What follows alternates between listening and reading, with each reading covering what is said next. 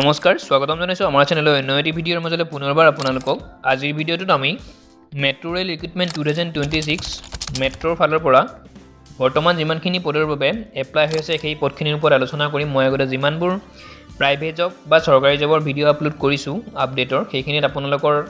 বেছিভাগৰে comment যে চৰকাৰী চাকৰি বিচাৰি হাবাথুৰি হৈ আছোঁ এটা ভাল প্ৰাইভেট জব লাগে মই জব দিব নোৱাৰোঁ কিন্তু কোনখিনি পদৰ বাবে এপ্লাই হৈ থাকে প্ৰাইভেট জবৰ কোনখিনি প্ৰতিষ্ঠানৰ সেইখিনি আপডেট আপোনালোকক দিব পাৰোঁ গতিকে আপোনালোকৰ যদি এইজ এডুকেশ্যন কোৱালিফিকেশ্যন মিলে তেতিয়াহ'লে সুন্দৰকৈ আপোনালোকে এপ্লাই কৰি ল'ব পাৰে তো সকলো কম কোনে এপ্লাই কৰিব পাৰে কোনে নোৱাৰে পুৰুষ মহিলা কাৰ কিমান এইজ লাগে এডুকেশ্যন কোৱালিফিকেশ্যন কিমান লাগে আটাইখিনি কথা কম তো মই আগতেও এনেকুৱা ভিডিঅ' বহুত আপলোড কৰিছোঁ প্ৰাইভেট প্ৰতিষ্ঠানৰ ওপৰত বা চৰকাৰীখিনিও মই আপডেট আপোনালোকক দি থাকোঁ ভিডিঅ'সমূহ পাই থাকিবৰ বাবে এটাই কথা চেনেলটোৰ লগত জড়িত হৈ থাকিব চেনেলটো ছাবস্ক্ৰাইব কৰিব কাষতে থকা যিটো বেল আইকন সেইটো প্ৰেছ কৰিব অল যিটো আছে সেইটো দবাই ৰাখিব তেতিয়াহ'লে মই যেতিয়াই এনেধৰণৰ প্ৰাইভেট জবৰ আপডেটখিনি দিওঁ বা চৰকাৰী জবৰ আপডেটখিনি দিওঁ সেইখিনি আপোনালোকে আগতীয়াকৈ লাভ কৰিব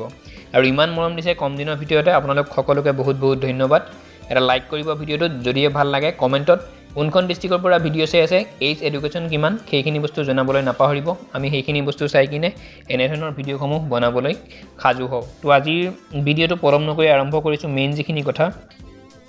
মই যিমানখিনি ইম্পৰ্টেণ্ট বস্তু আছে সেই বস্তুখিনি আপোনালোকক স্ক্ৰীনত লগাই দিম চিন্তা কৰিব নালাগে এইখিনি মই লগাই দিছোঁ এইখিনি হৈছে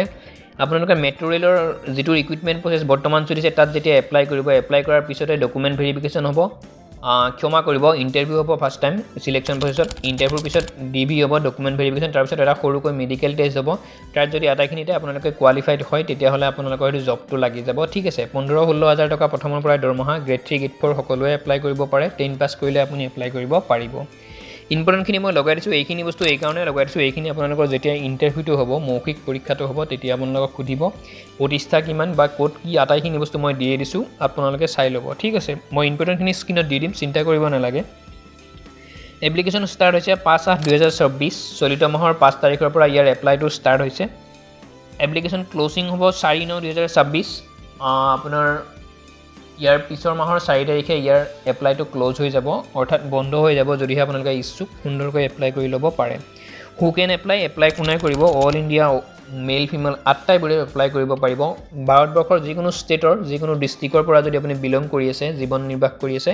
আপুনি এপ্লাই কৰিব পাৰে চিন্তা কৰিব নালাগে চিলেকশ্যন প্ৰচেছ আগতেও কৈছোঁ সৰুকৈ এটা ইণ্টাৰভিউ ল'ব আপোনালোকৰ সেই ইণ্টাৰভিউত মই যিখিনি বস্তু লগাই দিলোঁ স্ক্ৰীনত সেইখিনিৰ ওপৰত প্ৰশ্ন শুনিব বেলেগ একো নোসোধে আপোনালোকে চাই গ'লেই হ'ল ডকুমেণ্ট ভেৰিফিকেশ্যন কৰিব ডকুমেণ্টখিনি মেইন তাৰ নেক্সট এটা মেডিকেল ডকুমেণ্টখিনিৰ কথা কৈ দিছোঁ ডকুমেণ্টখিনি এইকাৰণেই মেইন বুলি কৈছোঁ কাৰণ আগতে মই তেনেকুৱা সমস্যা বহুত পাইছোঁ মোক আগতে বহুতে কমেণ্ট কৰে এডিআৰি সময়ত বা যিকোনো গভৰ্ণমেণ্ট জব বা প্ৰাইভেট জবৰ যিখিনি ডকুমেণ্ট ভেৰিফিকেশ্যনৰ টাইমত সেইখিনি মোক বহুতে কমেণ্ট কৰে যে দাদা মোৰ আধাৰ কাৰ্ডত মাৰ নামটো ভুলকৈ থাকিল নেক্সট বা পান কাৰ্ডত দেউতাৰ নামটো ভুলকৈ থাকিল মোৰ এডুকেশ্যন চাৰ্টিফিকেটত দেউতাৰ নামটো বেলেগকৈ থাকিল তো তেনেকুৱা সমস্যা বহুতৰ হয় সেইটো কাৰণে এডুকেশ্যন কোৱালিফিকেশ্যনৰ বৰ্তমান যিমানখিনি চাৰ্টিফিকেট লগতে আপোনালোকৰ জেনেৰেল যিখিনি certificate Aadhaar card PAN card voter card লগতে আপোনালোকৰ ড্ৰাইভিং লাইচেঞ্চ সেইখিনিৰ নাম বা যিখিনি আপোনালোকৰ ঠিকনা সেইখিনি পোনপ্ৰথমতে ঠিক কৰি ল'ব তাৰপিছতহে এনেকুৱা পদৰ বাবে আপুনি এপ্লাই কৰিব কাৰণ আজিকালি ইমান নিবনুৱাৰ সমস্যা কিবা এটা যদি সৰুকৈ ক্লু পায় ভুল পায় আপোনালোকক উলিয়াই দিব পাৰে সেই জবটোৰ পৰা ঠিক আছে গতিকে ডকুমেণ্টখিনি মেইন মই কৈ দিছোঁ কোনখিনি ডকুমেণ্ট লাগিব তাৰ আগতে কৈ দিছোঁ যে এইজটো আপোনালোকৰ 18 পৰা 45 বছৰ উইথ ৰিলেক্সেশ্যন আপোনালোকে পাব এছচি এছটিৰ বাবে 5 বছৰ অ'বিচিৰ বাবে 3 বছৰ দেই ইম্পৰ্টেণ্ট ডকুমেণ্টখিনি কৈ দিছোঁ আধাৰ কাৰ্ড লাগিব এডুকেশ্যন চাৰ্টিফিকেটখিনি আপোনালোকৰ লাগিব ফটো লাগিব পাছপৰ্ট চাইজৰ ফটো মোবাইল নাম্বাৰ লাগিব এক্টিভ মোবাইল নাম্বাৰ এটা নেক্সট পাৰ্মানেণ্ট ৰেচিডেঞ্চ চাৰ্টিফিকেট লাগিব এড্ৰেছ প্ৰুফৰ বাবে এখন লাগিব ইমেইল আইডি এটা লাগিব ছিগনেচাৰ লাগিব পান কাৰ্ড লাগিব কাষ্ট চাৰ্টিফিকেট ডিজিটেলখন লাগিব চিভি ৰিজিউম অৰ্থাৎ আপোনালোকৰ বায়'ডাটাখনো লাগিব ঠিক আছে